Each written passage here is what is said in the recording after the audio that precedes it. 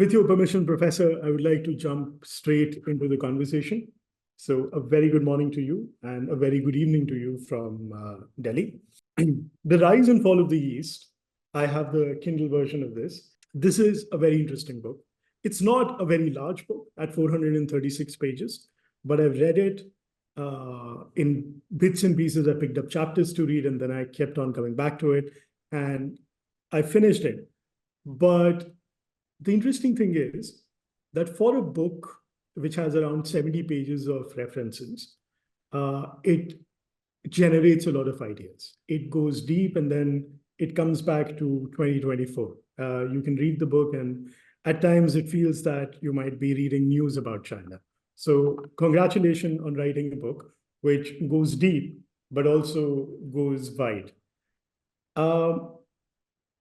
There are many things that the book covers, and I'll be unpacking the East, that is exam, autocracy, stability, and technology. But before we begin, I would like to ask a question that in the Eon piece that you had written, a lot of Indian comments were about asking you to compare between the Gaokao, the Keju, and the Indian Administrative Services exams in the IIT and the JEE. I'm not going to ask you to do that. That would not be the right question. But I have another question. Since 2021, President Xi Jinping has been going after education technology companies in China. And one of the most important things, the largest scope of the book, is examination in the Chinese system. If exams have been able to create for the CCP a country or a citizenry which is so easy to control, why would a president who is insistent on creating a legacy for himself as perhaps the great hemsman, as Mao Zedong was called, why would he go after the cramming factories? Thank you so much. First of all, I'm very happy and honored to be invited to this panel, to this discussion. That's an excellent question and observation, very sharp observation. Let me put it this way. I'll be happy to come back to the Indian civil service exam, by the way, but we can together later. There's a very important piece about the Chinese civil service exam that was established in the 6th century, and that has to do with meritocracy and equality of opportunity. And the imperial system funded the preparation schools, and you can think about it as a 6th century version of universal basic education. So not only they established the exam, they also made sure that the exam was open to all the members of the society. When I say all the members, I should be careful. It was only open to the male segment of the population, but they wanted to draw from the rich families as well as from the poor families. So in that sense, there's no inconsistency between this tradition of meritocracy and what Xi Jinping did in 2021. The primary concern, at least the official primary concern expressed by his government, was that the private education industry play into the advantage of the rich and privileged families. I disagree with that view, but at least that was the official rationale why they went after the private education system. So notice in doing that, they didn't get rid of the exam system, right? So they preserved the exam system, but they wanted to minimize the levels of preparation, the discrepancy in terms of the levels of preparation between the rich and the poor families. So that's sort of observation number one. Observation number two is, in the communist period, the exam system was the equivalent of the exam system is much more than college exam. It is the way that the Communist Party evaluates local officials, promotes officials, and uses kind of systematic metrics to promote, demote these local officials. So it is not just narrowly the college exam. And the traditional civil service exam system that was established in the 6th century was also not about getting into college, right? There was no college in 6th century China. It is all about recruiting human capital into the bureaucracy. So in that sense, Xi Jinping did something about the kind of preparations for the college exam, but he hasn't done anything to undermine the communist bureaucracy itself. Right. We are going to get back to Keiju because I think the amount of information that I've been able to get about it has been fascinating from the book. But now let's get to the East. And I think one of the most important features of the book has been the paradigm that you've used to get the book into a narrative structure, a definite critical way that you look at it. Because you're talking about exam, autocracy, stability, and technology. And these are the sort of the 4 frames. But what is the general narrative unity that you want to present when you talk about this? Yeah, thank you. Very good question again. The general narrative is about a country. I'm actually working on a new book on this theme. The Needham the Needham question for sure, but then there's something else I'm working on. A company or even an individual. So essentially, what I think about how a economy, a society can succeed, they succeed by balancing 2 opposing forces in the right way. What I call in the book scale and scope, and we can sort of use that to look at India and China. Scale basically means homogeneity, right? Scale economy, you produce the same products at a very high level. Scope means heterogeneity, different products, different ideas, and different ideologies, and different political parties, right? So, and my argument is that a society, a economy succeeds by having an optimal combination of both of these factors, rather than going extreme on one, right? And so that's the kind of the general narrative that binds these 4 forces. And what I argue in the book is that the exam is a very successful scaling instrument. It excels at scale by eliminating alternative ideas, alternative ideologies, by preventing new ideas from coming forward. And that scaling was incredibly successful in terms of creating political stability. So that's the S component of the East, and preserving the autocracy of the system, a component of the East. But then it was terribly bad at technology, so the T, right? So because technology requires both scale and scope, and the exam system basically got rid of the scope, all of it. So what we show in the book is that when China had heterogeneities before 6th century, before the exam system, it was very inventive, very creative. And then our data show that once the ideology space began to shrink, the inventiveness declined substantially. So that's the kind of the framework behind these four forces of history, and also the four forces today. That's a sort of a fascinating intro to this.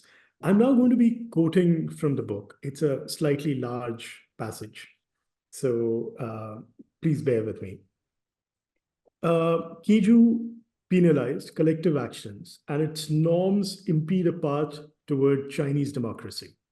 A paradox is that democratization is often advocated on individual values, but it is actuated through collective actions. Protestant Reformation, women's suffrage and civil rights movement, church, political parties, even bowling leagues. Voting is a tool to coordinate preferences and aggregate collaborative acts. By contrast, Keiju celebrated hyper-individualism, not individual agency. Candidates were pitched against each other in a fierce zero-sum tournament where collaboration was severely punished. They were locked in a small, isolated cells, waging competition that is lonely, atomistic, brutal, and on terms entirely dictated by a remote and mythical state. A society so individualized ceases to be a society. You could be talking about China and many other countries, especially the Keiju nations, as you call them, at any point of time in history. But this is the context in the book where you are talking about how an educated state like China did not let go of its autocracy, and how this education was largely responsible for the autocracy that we now see in the Chinese state.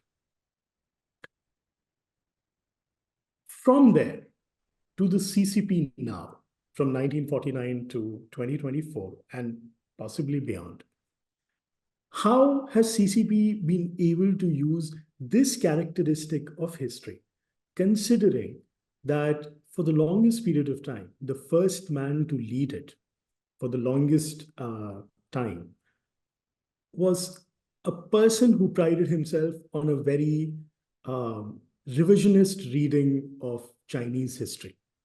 But as you show chapter after chapter, passage after passage, going towards the end of the book, that this system of scaling and scope has survived thousands of years of Chinese history. How and why? Yeah.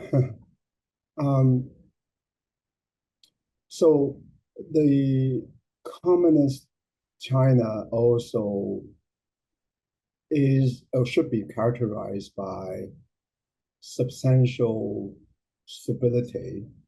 Not that the duration is long, but we don't know that yet, because in the past, the Chinese dynasties could last hundreds of years.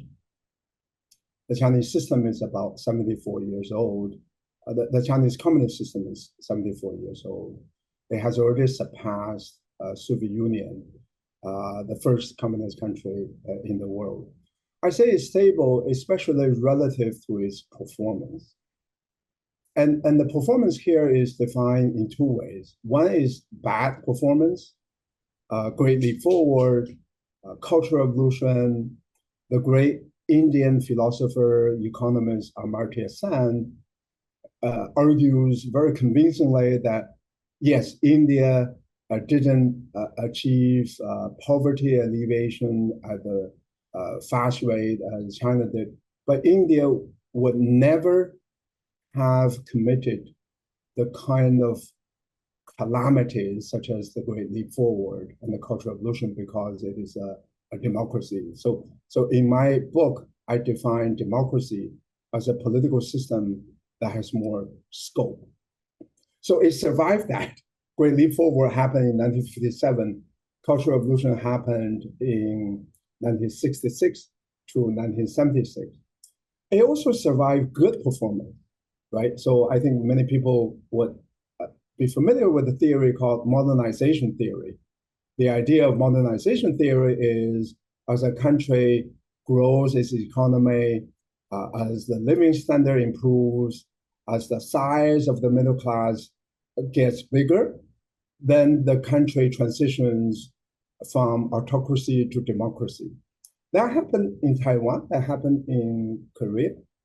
It didn't happen in China. I mean, yeah, it happened, but at least so far it didn't happen. So it is a very interesting system. It survived both the bad performance and it survives the good performance. So the way I explain it is, so let me first say that most people explain a piece of this puzzle, right? So they will say, oh, the Communist Party survived the Great Leap Forward and Cultural Revolution because it's a very repressive regime. And then they will say they survived the good performance because the good performance gave the Communist Party legitimacy. But if you put all these explanations together, they don't make any sense, right? So yes, the good performance gave them the good legitimacy, but the bad performance should give them bad legitimacy. So it doesn't really make any sense when you put the entire history of Communist Party together. So I use again the exam system as an explanation, and that exam system effectively prevented collective action, right? Collective action means horizontal coordination between you and me, between Nietzsche and me, without going through a top-down process, right? Maybe we organize a protest. I send you a WhatsApp message. And so that happened in the Arabic countries. I remember very vividly, many years ago, an Indian academic, conversation with the Indian academic. And about 1989, when China had the Tiananmen protest, he went to China, he looked at the protest, and then he said to me, well, I mean, why do you Chinese make a big deal of this? This kind of protest happened in India almost on a daily basis.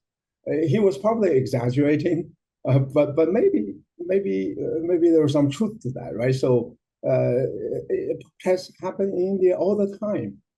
Those protests require some sort of organization, require some sort of coordination.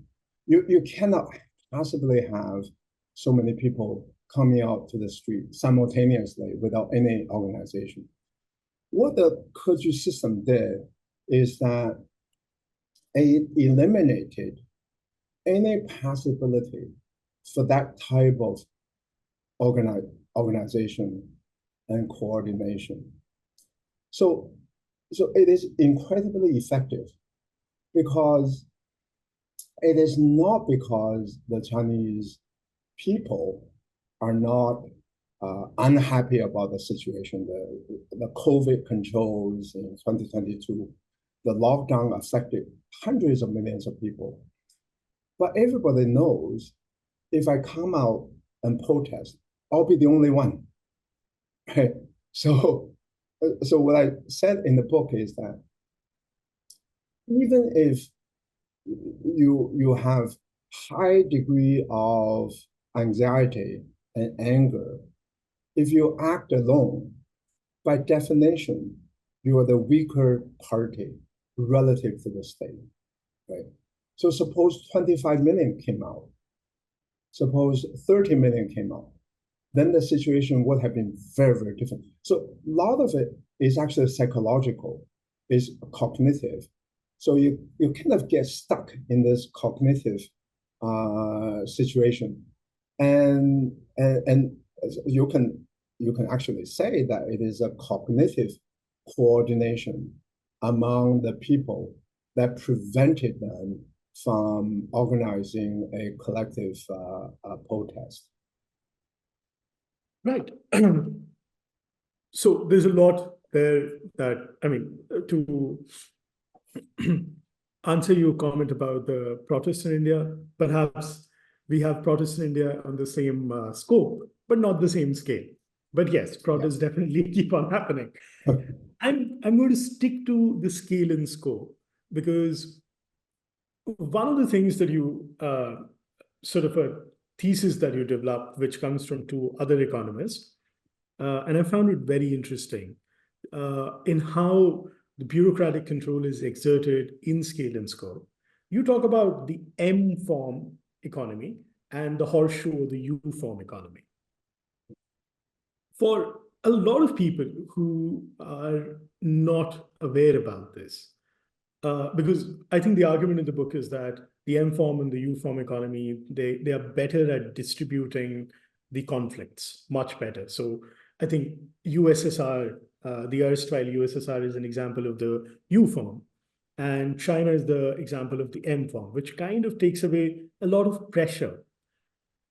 How has this organizational inventiveness or innovation helped perpetuate the CCP rule while maintaining sort of a disproportionate control over the minds and ideas of its citizenry?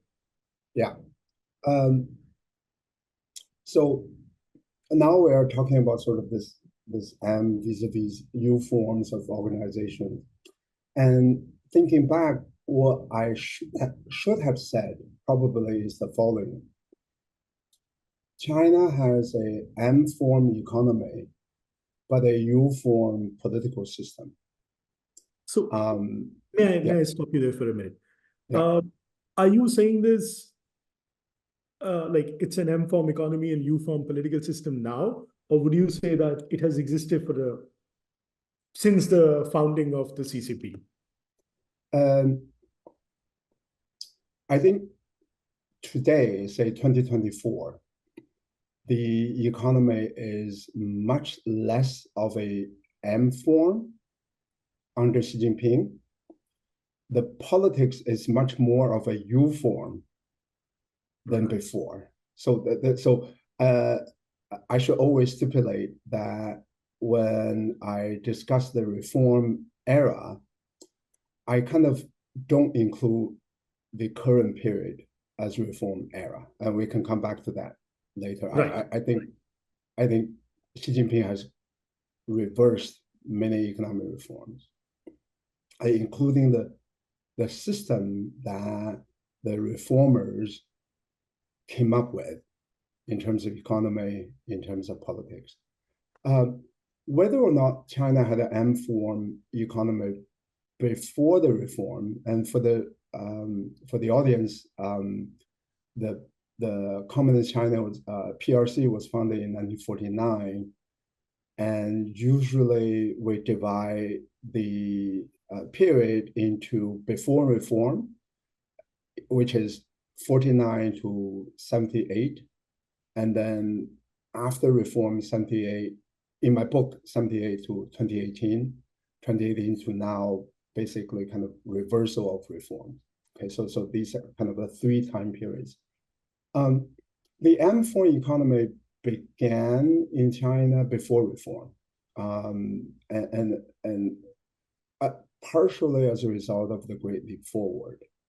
Great Leap Forward created such an economic disaster, and then destroyed the economy, and Mao and his other leaders wanted to restore the economy, and they instituted economic decentralization.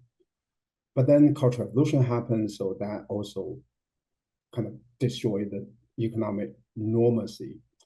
The systematic form of the M form economy began to take shape after 78.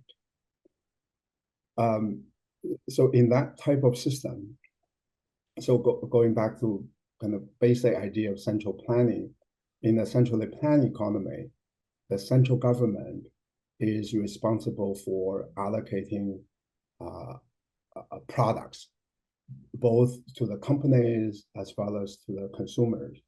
China had a planning system. but the difference between China and Soviet Union is that the planning level in the Soviet Union was much higher at the federal level, whereas in China, the planning level is at a much lower level, the local governments, the provincial governments. That is the fundamental difference. So there's one planning agency in Soviet Union, whereas there are multiple planning agencies kind of parallel with each other in the Chinese economy. What I argue in the book is that the reason why these kind of decentralized planning system can work economically is because of incentives and information. So the local officials have stronger incentives for performance. They also have better and more accurate information as compared with the planning officials in Beijing. Right? So on the economic side, that's how the system operates. But there's a precondition for that, because if you just have decentralization, economic decentralization, fiscal decentralization, then different provinces are going to go in all sorts of different directions, and the country may destabilize, and they do their own things. So there's also a centralizing mechanism, and that centralizing mechanism is the meritocracy.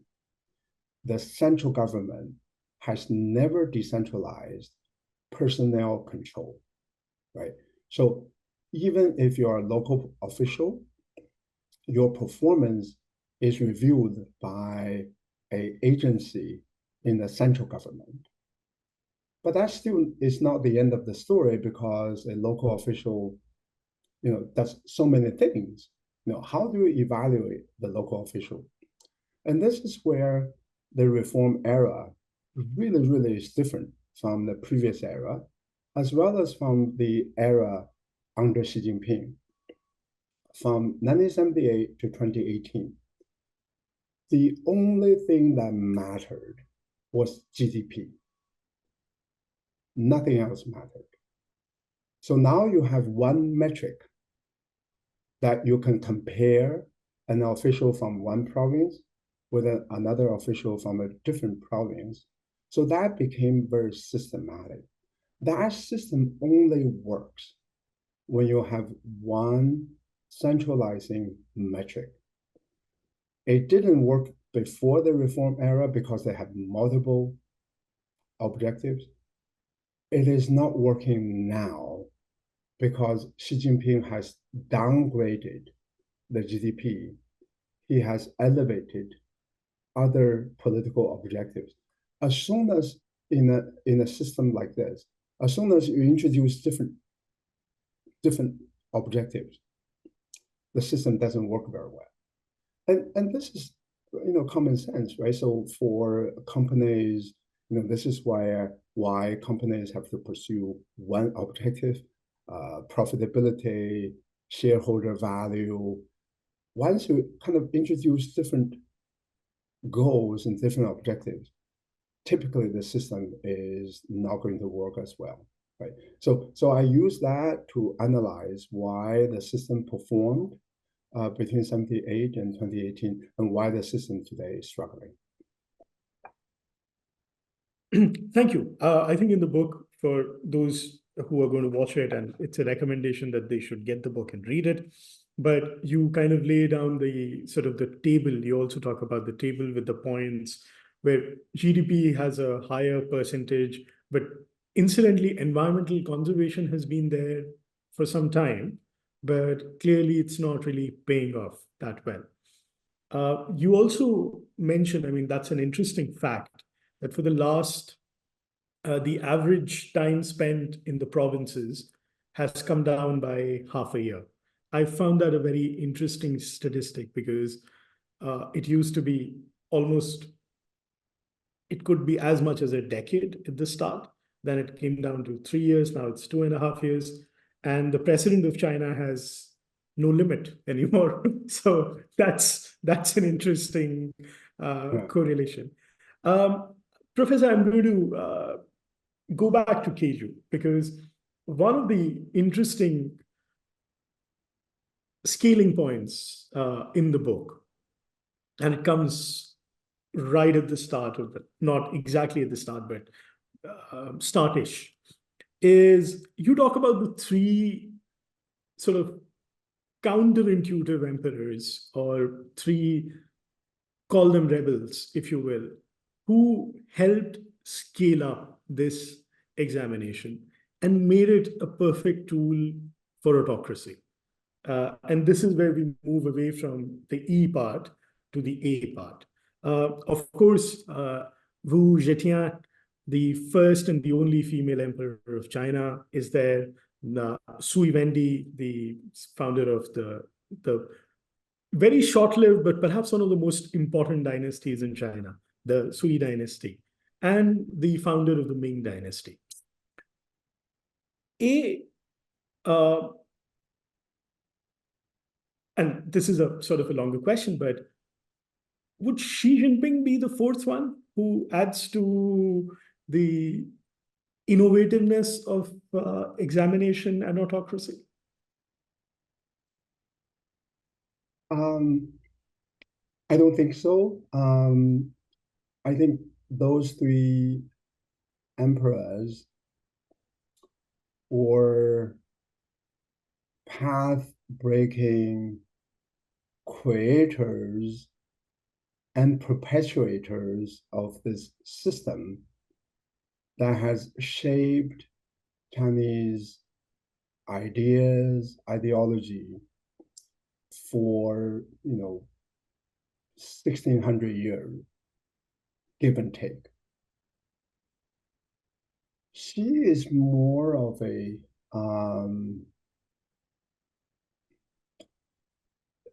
I don't think of him as a systematizer. Those three were systematizers. They created systems, long-lasting systems.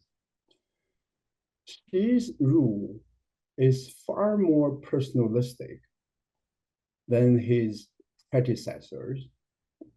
No, I would put him maybe at some level together with Mao in that sense. Mao was very personalistic, and Mao destroyed bureaucracy, right? The Cultural Revolution, the Great Leap Forward, also he abandoned economic bureaucracy. He created PRC. He founded PRC, but he actually also destroyed much of the system that came with PRC. He has not gone that far.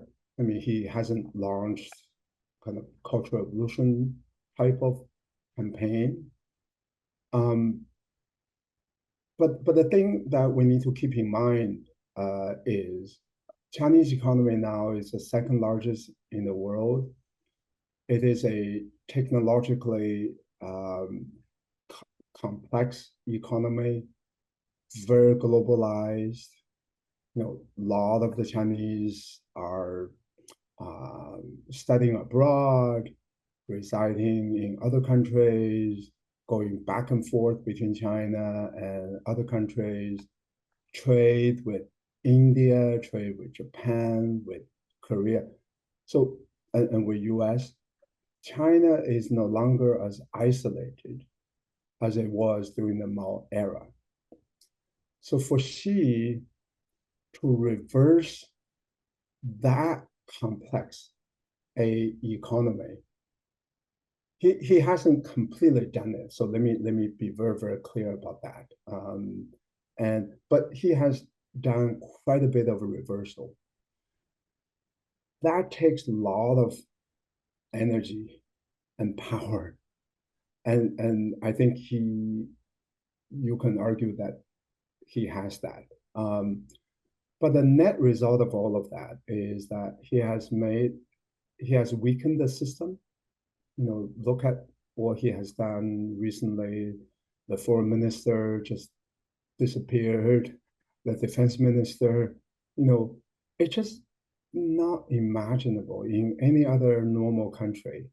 You can have a foreign minister and defense minister disappear just like that, right? So, and the large scale purge of the officials, look at the stock market, just sort of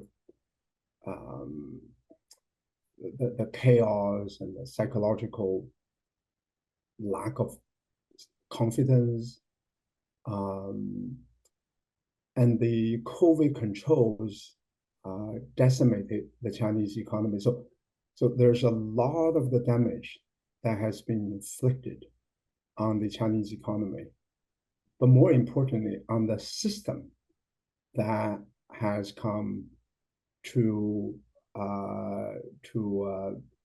kind of characterize China after 1978, that has delivered the success. And when I talk about the system, I also include globalization, right? Collaborations with the Western countries, Huawei, the 5G company, the Chinese 5G company. Before 2018, Huawei collaborated with hundreds of foreign companies, with American companies, Japanese companies. Huawei tried to get into India. It has constructed this very complex web of global connections and network. All of that is gone, right? So China today is in a very, very precarious situation after this intricate web of connections, after the system that has been established, after all these things have been damaged this far. It's a good question. I don't think I have the answer how it is going to do next. What is going to happen next? So there's a lot of uncertainty. And this is where I ended my book. There's a lot of uncertainty going into the future. Thank you. The reason I asked that question is because reading this book, and I have read other pieces that you've written, a piece that I recently reread is something that you'd written almost 11, 12 years ago. It came out as the response to the venture capitalist Eric Lee's argument about the party in 2011 to 2012. And you conclude, and this is how you conclude the book as well. It is now time to give democracy a try. As the scholars David Lake and Matthew Baum have shown, democracies simply do a better job than authoritarian governments of providing public services. And countries that make the transition to democracy experience an immediate improvement. I'm going to be connecting this statement because then you talk about Nancy Kean's work that she was doing at that point of time about some amount of village elections. All of that now is no longer as fair and transparent, let's put it like that, when you were writing about it. But there's something very interesting you write in this book. Responding to the Global Times editor, now no longer, but at that point of time, he was the Global Times editor. You make a comment that, based on his comment, that had the COVID-19 number of deaths that happened in the US under President Donald J. Trump, had they happened in China, there would have been civil unrest and so on and so forth. And you make a point about what he thought was a bad thing was actually one of the sustainable features of democracies. The people of China have made amazing strides in the last 50, 60 years.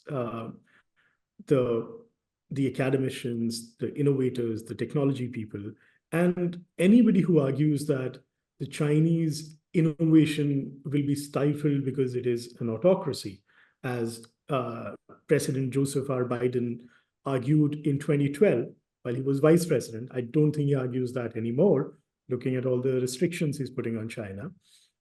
But this idea of putting and questioning the state, considering the number of non-resident Chinese who are in positions in United Nations, institutional bodies, where they constantly talk about democracy, but you can't make the needle go anywhere in democracy.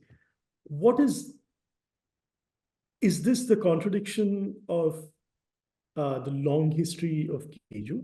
Or is it CCP's amazing marshalling of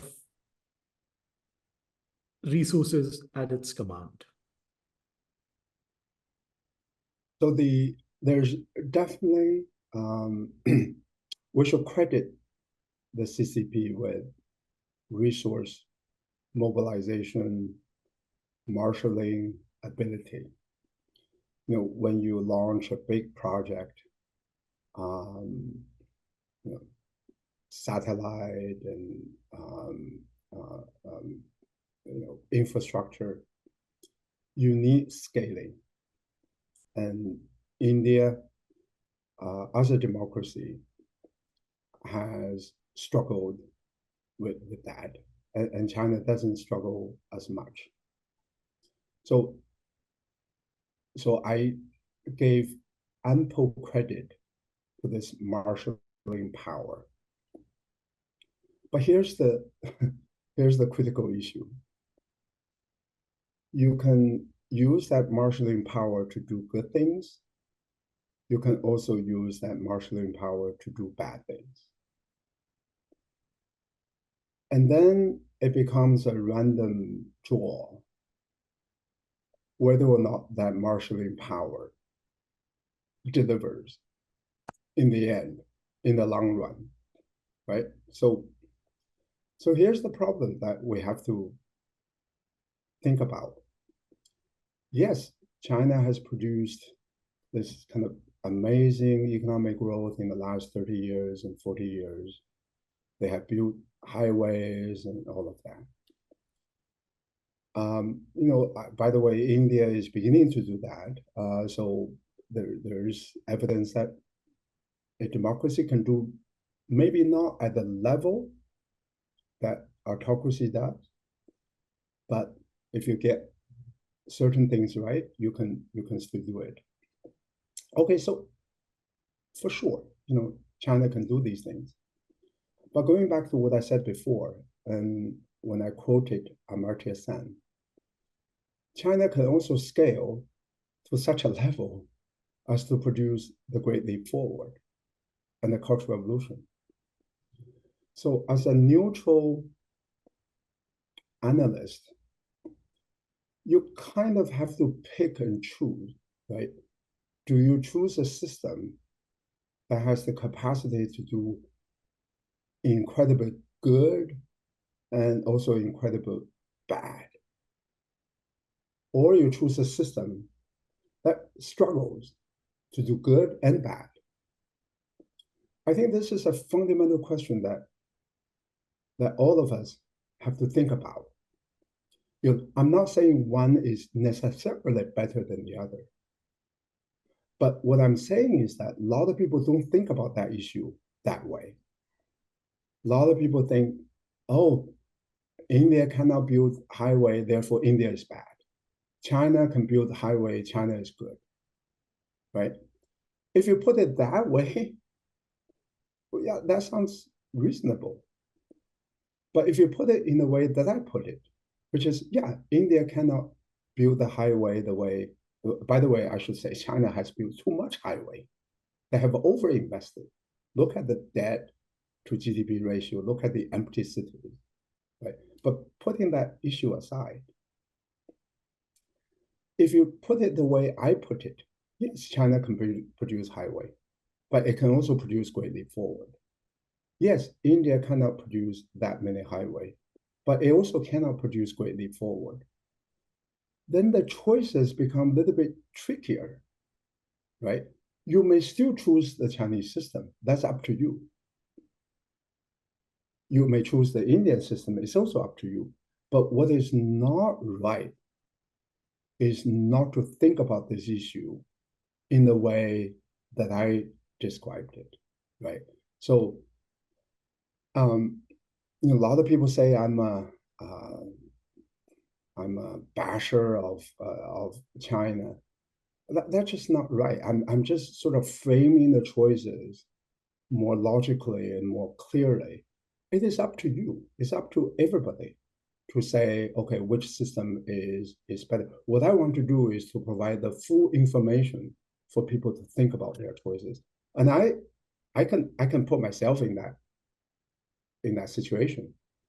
I would choose a system that minimizes really, really bad things, even though that system also cannot perform on some.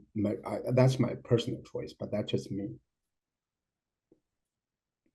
Okay, so we've hit the 45-minute mark. I also have to open it up, and there is a lot that I have to kind of get into. But of course, I'll have to narrow my scale down.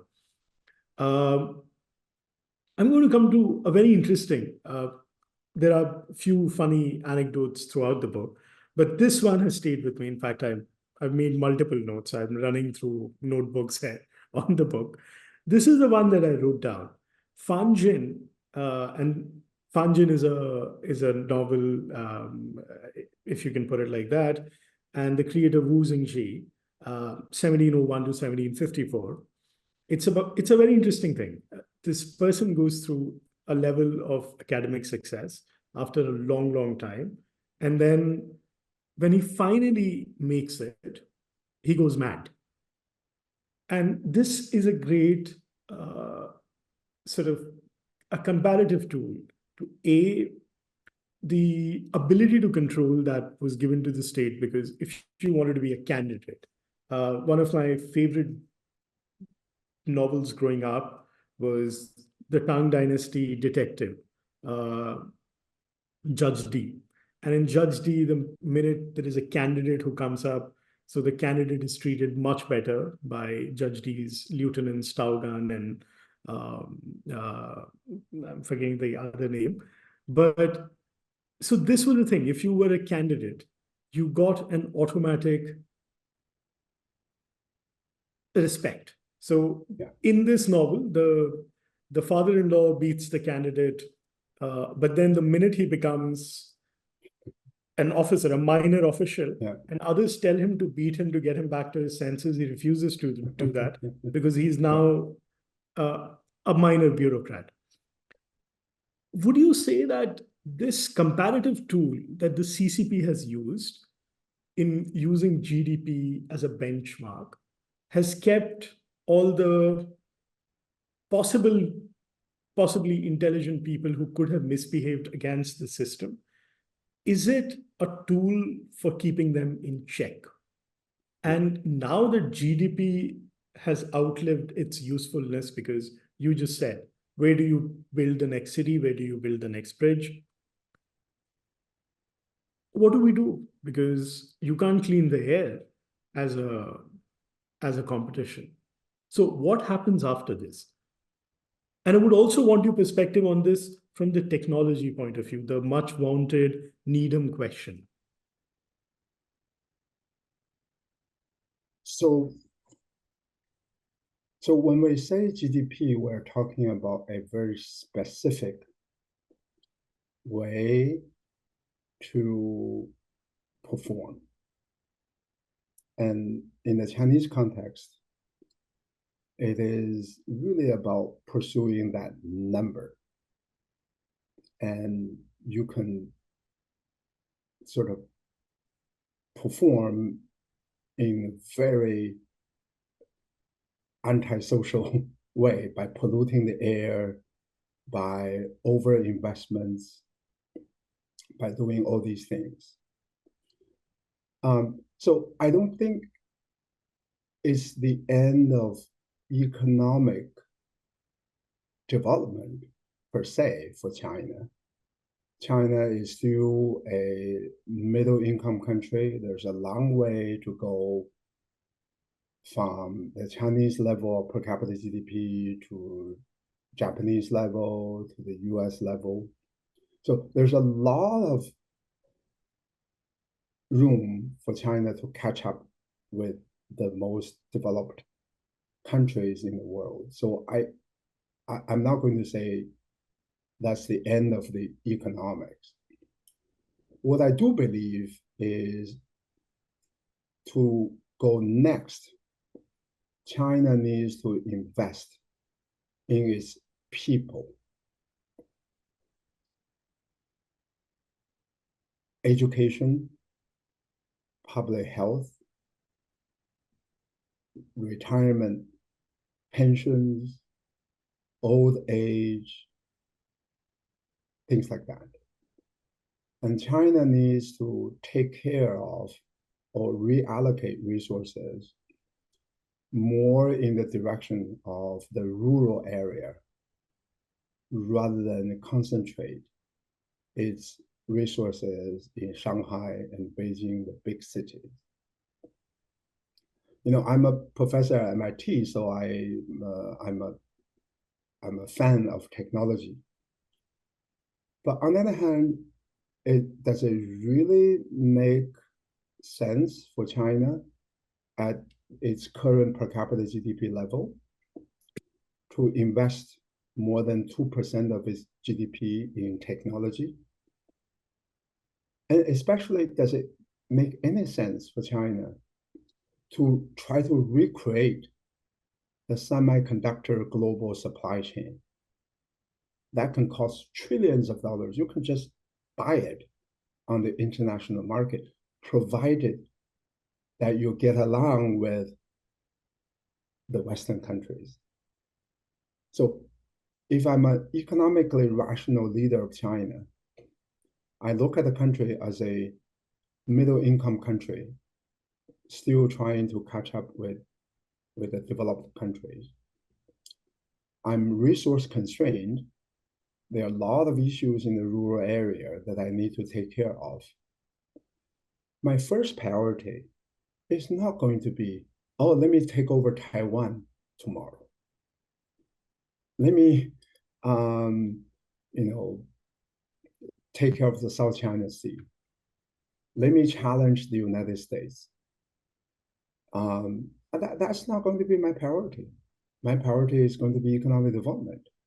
And my priority is going to participate in the global order, international global order, so that I can buy the chips rather than spending money to produce the chips, so I can save the money to do these other things, right? So as an economic thinker, that will be my approach, right? I would lower the geopolitical tensions. And by the way, China has geopolitical tensions not only with the United States, with Japan, with Philippines, with India. I mean, why with India? I mean, I just don't get it, right? So, and this is what China did in the 1990s. China pursued rapprochement with Soviet Union in the 1980s, with Russia, with India, with everybody, because economic development was the priority. So I'm going to still keep emphasizing economic development, but do it in a different way, right? And but the problem is that the current leadership has a different set of priorities, and there's some evidence now that they are rethinking about their priorities. So I have some cautious hope that they may return to the economic development imperative before 2018, although that's going to take time. So I'm not sure I quite get to your question, but no, I think but you've answered it largely. I mean, it was a pretty large question. I'm also racing through time. I wanted to ask you just one question, but I'm going to be slightly greedy if you allow me and ask you two questions. I actually have a lot of questions that have already come in. Do I have your permission to ask two questions? So one of the things that keeps on coming up in the book, when you think about China, Deng Xiaoping comes across as a transformative leader, but in your book, he comes across um, slightly not that great. I mean, okay, he did economic transformation, but there was a lot there. And specifically around the 1980s time, um, your book sets the tone that it was very pluralistic between 78 and 89. And to a lot of the things that we are seeing now, the answer is that Tiananmen Square massacre or Tiananmen Square protest changed the course of Chinese history in a big way. The scale and the scope model, how far does it help us explain the transformation of China post 89, especially post 92? When you come in with a leader who does not really have that pedigree that Mao and Deng had. Yeah. So if we sort of use the scale and scope language, so by the way, on Deng Xiaoping, I do have some reservations about him. You are right about that. But I think as a whole, he was instrumental and historical in terms of what he did for China. And Absolutely. a lot of people sort of remember him on the economic side. I think his political legacy is mixed rather than, as some people would argue, his political legacy was all bad. I think his legacy politically is mixed. Mixed in the sense that he introduced, sometimes not intentionally, political scope in the 1980s. He was, even though he came with almost the solid credential as Mao, he was one of the founding fathers of the PRC. He downplayed personal rule, personal leadership. He actually forbade personal cult, leadership cult. He was very concerned about Cultural Revolution from coming back because he suffered. You know, his son was pushed out of the window, became crippled, lost his both legs. He suffered terribly. And his generation suffered terribly in the hands of Mao. So they devised a political system in the late 1970s that would distribute power among several positions. All the positions still belong to the Communist Party, for sure. There's no multi-party system.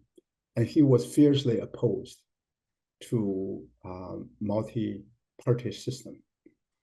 But within the Communist Party, he did democratize decision-making and the leadership structure. So I have to say, before I wrote this book, I wasn't paying a lot of attention to that particular historical fact. But more and more, I thought that was incredibly important in part because we learned from Xi Jinping how the one person rule could damage the economy. Right? So that triggered my thinking. What was it that the China system was like before? So I gave him a lot of credit, not just introducing economic reforms, but also a limited degree of political reforms. I do have reservation about him in the way that he handled the Tiananmen, and also his probably historical limitation of not being willing to go beyond intra-party pluralism. You know, he didn't go far enough in my view. So I just want to be clear on what I think about him, and also the famous statement he made: no matter the cat, the color of the cat, as long as the cat catches the mouse, it is a good cat. You know, for us, we say, well, what's the big deal? You know, so of course that's true. But put yourself in the position of an autocrat. You say, I'm not going to tell you whether a white cat or black cat is a good cat. Wait till you see the result. That is a profound statement coming from an autocrat, right? That will not come from Stalin. That will not come from Hitler. That will not come from Lenin. That will not come from Xi Jinping, right? For an autocrat to be able to say, let's wait for the evidence and do what evidence tells us to do, that's a remarkable, profound idea, right? So I didn't think about him that way before, but now I do. So the basic difference between pre-Tiananmen and post-Tiananmen is that China had more political scope before Tiananmen and less political scope after Tiananmen. But on the economic side, you could argue that China had more economic scope after Tiananmen and less political scope before Tiananmen. And simply as time passes on, Chinese leadership introduced more reforms, such as globalization, which is a very key piece of reforms. When you globalize, you instantaneously introduce the country to multiple channels of information, multiple ideas, in a way that a pure domestic reform cannot do, right? So that's the way I differentiate between pre-Tiananmen and post-Tiananmen.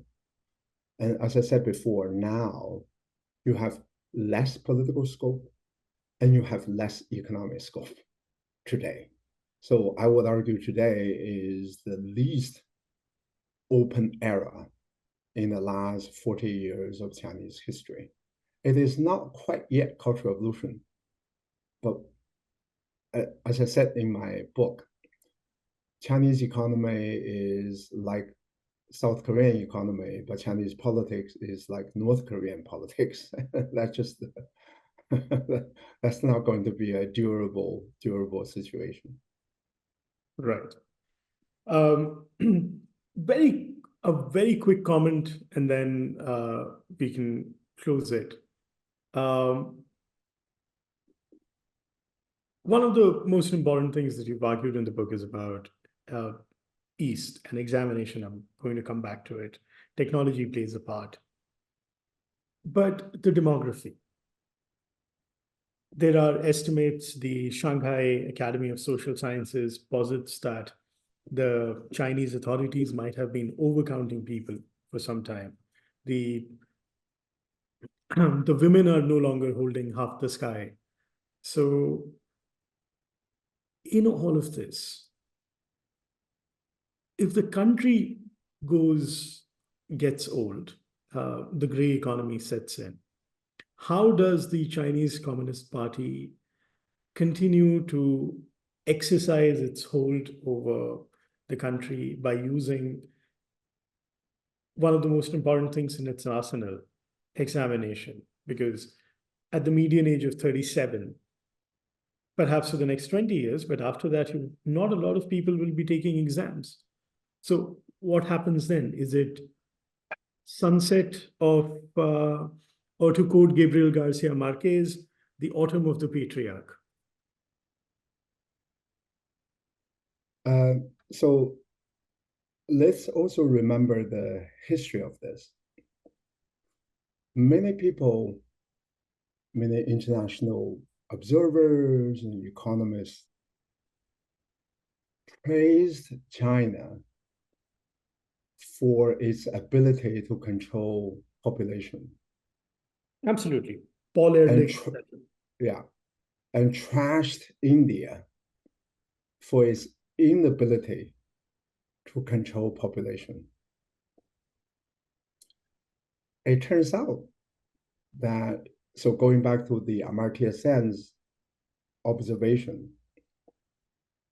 I'm not against population control per se, but the degree that China did it, forced abortion, one-child policy for so long, and there were a lot of criticisms of that policy before.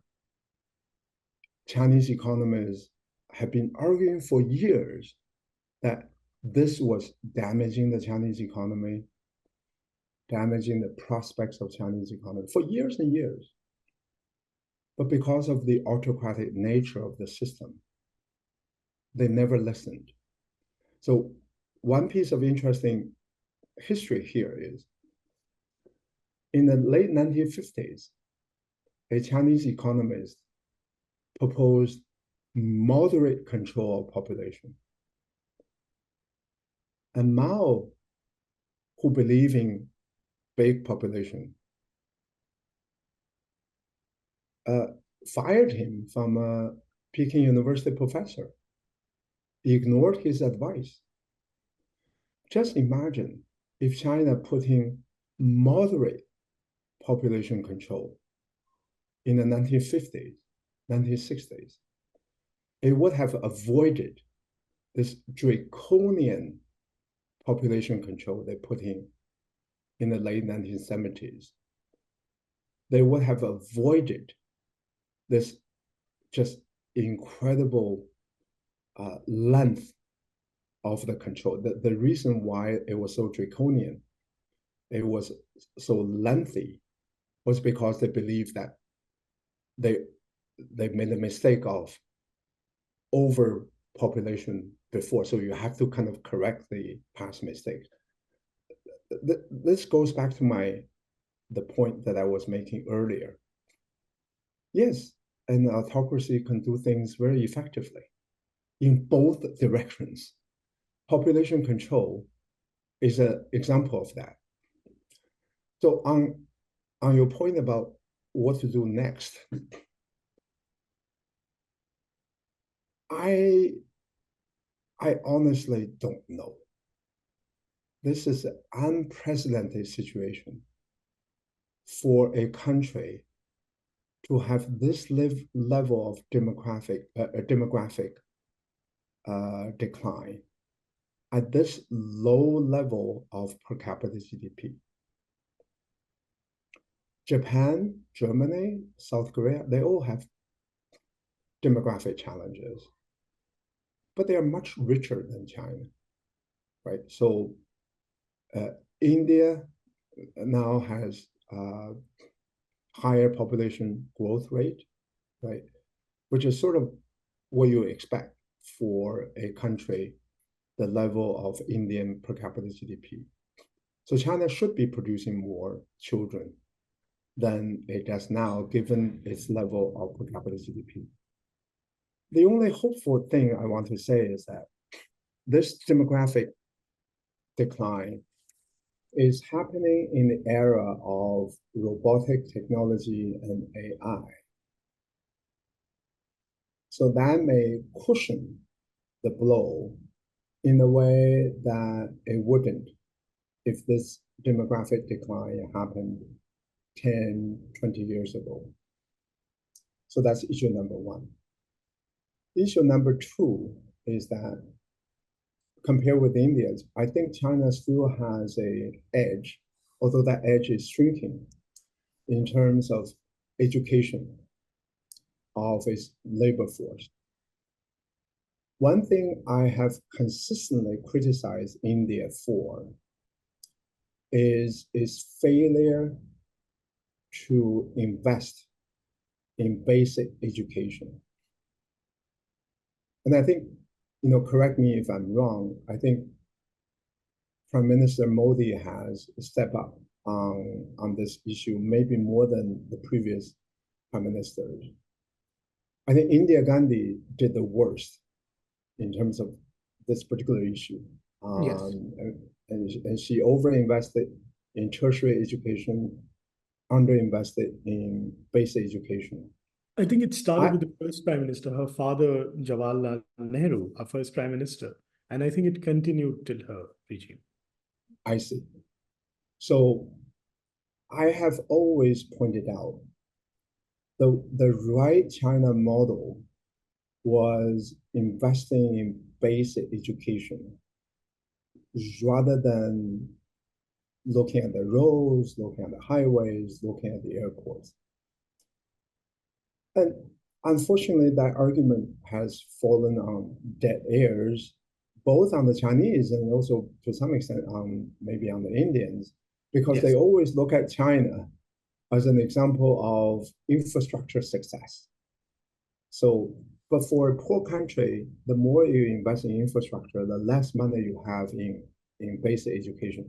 India, to its credit, has stepped up, in part because of the push by the Indian people, Indian NGOs, and maybe international researchers. So I gave credit for India for doing that.